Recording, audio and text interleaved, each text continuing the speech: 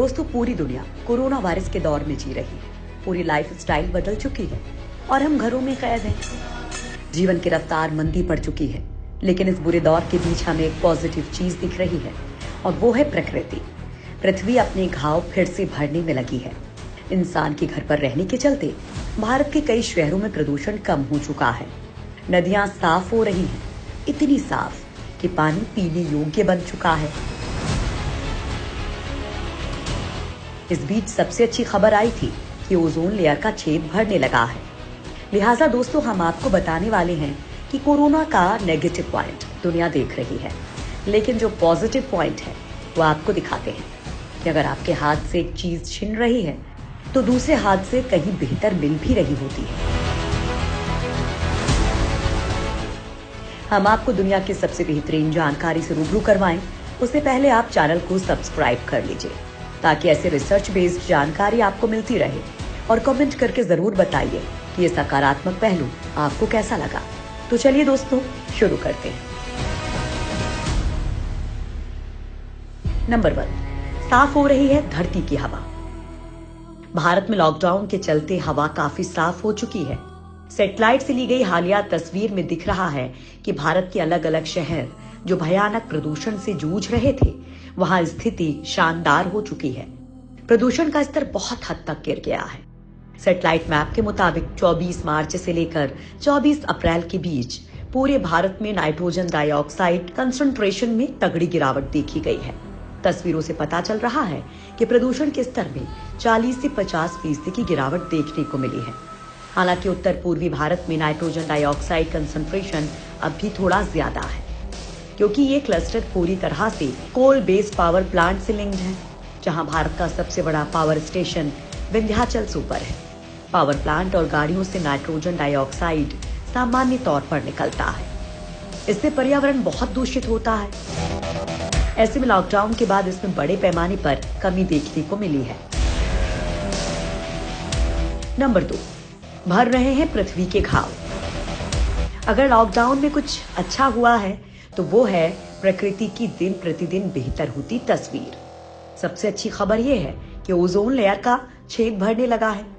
इस बात की पुष्टि करते हुए साइंटिस्ट ने बताया कि आर्कटिक पर 1 मिलियन वर्ग किलोमीटर चौड़ा छेद अब बंद हो गया है। सबके लिए हैरानी वाली बात है ये, क्योंकि बचपन से लेकर अब तक इस ओजोन के बारे में हमेशा चिंता वाली बातें ही सुनते आ रहे हैं। बस पहली बार अच्छी खबर सुनने को मिली है। धरती की इस गंभीर समस्या का इस तरह से खत्म होना एक बड़ी उपलब्धि से कम नहीं है।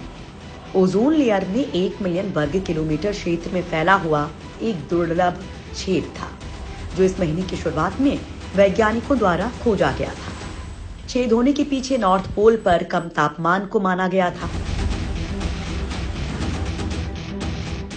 अगर ये छेद हवा की धाराओं के साथ साउथ की ओर बढ़ने में कामयाब होता तो इससे इंसानों को सीधा खतरा होता।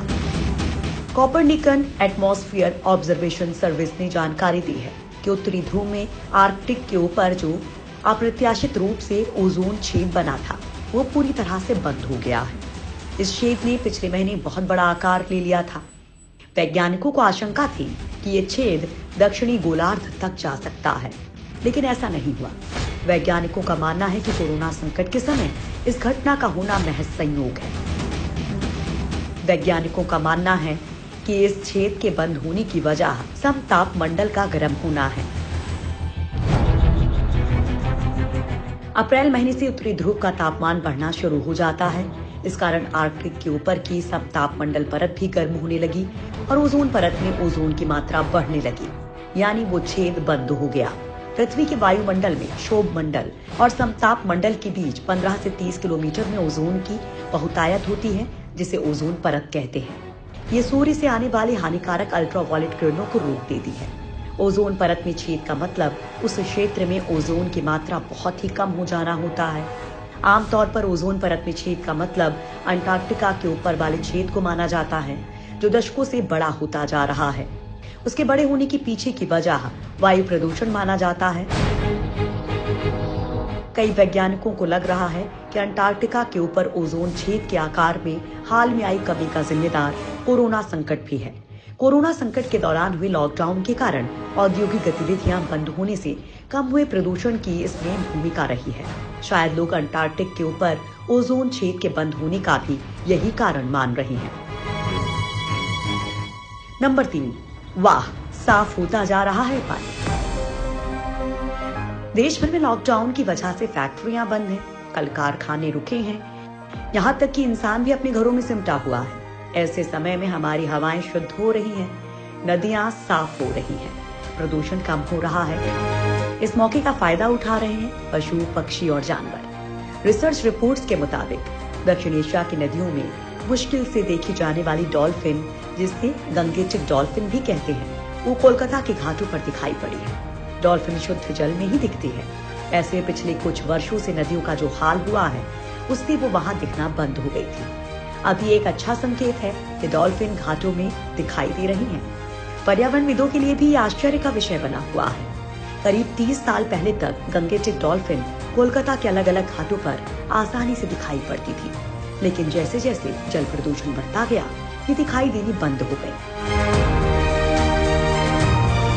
नंबर 4, नदियों के लिए वरदान बना लॉकडाउन। लॉकडाउन के कारण प्रकृति को लगातार फायदा हो रहा है। गंगा, यमुना, नर्मदा जैसी नदियों के पानी की गुणवत्ता में सुधार की तगड़ी रिपोर्ट है। हरिद्वार और ऋषिकेश में पानी में घुले डिसॉल्व्ड सॉलिड की मात्रा में 500% की कमी आई है। लिहाजा गंगा का पानी कई साल बाद पीने लायक हो चुका है। तो वहीं मटमैली नदी में तब्दील हो चुकी यमुना और नर्मदा का पानी भी बिल्कुल क्लियर हो चुका है। चूंकि जहरीला औद्योगिक कचरा भारत में नदियों के प्रमुख प्रदूषकों में से एक है और फिलहाल सारे कारखाने बंद हैं, लिहाजा इसका सकारात्मक असर नदियों पर पड़ा है। नदियों के पानी में 60% से ज्यादा का सुधार देखा जा रहा है। नर्मदा नदी के पानी में तो अब पशु पक्षी आजाद घूम रहे हैं। फिलहाल नर्मदा का 10 फीट की गहराई तक का पानी साफ दिख रहा है। पारदर्शिता बढ़ चुकी है। नर्मदा के पानी का TDS पहले 126 मिलीग्राम प्रति लीटर मापा गया था, जो अब 70 तक पहुंच चुका है। आपको बता दें कि मिनरल वाटर का TDS 55 से 60 मिलीग्राम प्रति लीटर रहता है। नंबर 5, नासा ने बताया साफ हुआ देश का आसमान। नासा के एक सैटेलाइट ने पिछले 20 साल में उत्तरी भारत में सबसे कम एरोसोल स्तर मापा है और इसके पीछे सबसे मुख्य वजह मानवीय गतिविधियों का कम हो जाना है। एरोसोल ऐसे बहुत छोटे सॉलिड और लिक्विड पार्टिकल्स होते हैं जो विजिबिलिटी कम करने के साथ इंसानों के फेफड़े और दिल को प्रभावित करता है। इंसानों द्वारा बना एरोसोल प्रदूषण के घातक स्तर को बढ़ाता है। इंसान फसलों को जलाकर, जैविक ईंधन जलाकर ये पैदा करते हैं, जबकि ज्वालामुखी, जंगल में लगी आग और आंधी आदि से प्राकृतिक एरोसोल पैदा होते हैं। नासा ने मैप के जरिए इस स्तर को दिखाया है। इसके लिए साल 2016 से 2020 के मार्च 31 से अप्रैल 5 तक की अवधि में तस्वीरें ली गई हैं। एरोसोल ऑप्टिकल डेप्थ के डेटा को नासा के 13 सैटेलाइट के मॉडरेट रेजोल्यूशन इमेजिंग स्पेक्ट्रोरेडियोमीटर यानी कि मॉडीज द्वारा लिया गया है। नंबर 6, 75 साल में पहली बार साफ निर्मल धरा। वर्ल्ड हेल्थ ऑर्गेनाइजेशन के अनुसार हर साल दुनिया में प्रदूषण के चलते 7 मिलियन लोगों की मौत होती है। ऐसे में सिर्फ डेटा ही नहीं बल्कि आपकी आंखें भी साफ मौसम को देख सकती हैं। साफ नीला आसमान और साफ हवा प्रदूषण रहित तस्वीर दिखा रहा है। लॉकडाउन के चलते कई शहरों में प्रदूषण में भारी गिरावट देखने को मिली है। इस दौरान सड़कों पर वाहनों की कमी और पावर प्लांट्स बंद होने के चलते हानिकारक PM 2.5 और नाइट्रोजन डाइऑक्साइड में कमी देखने को मिली है। भारत के जो 21 शहर सबसे ज्यादा प्रदूषित थे, लॉकडाउन के चलते वहां प्रदूषण 80% तक कम हो गया है।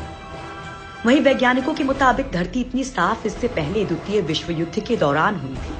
इसका मतलब है कि पृथ्वी 75 साल में सबसे ज्यादा साफ हुई है। इस साल कार्बन उत्सर्जन में 5% की गिरावट आने की उम्मीद है।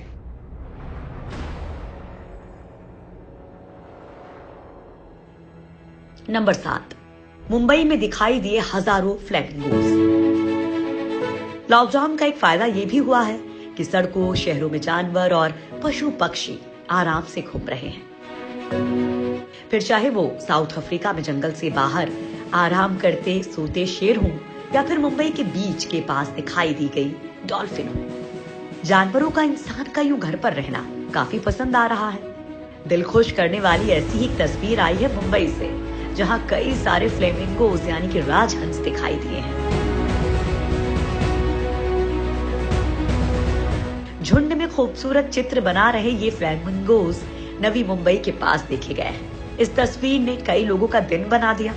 इंसान के अंदर रहने के 2 महीने के भीतर प्रकृति किस कदर अपना रूप दिखा रही है। किसी ने नहीं सोचा था कि लॉकडाउन प्रकृति के लिहाज से इतना अच्छा होगा।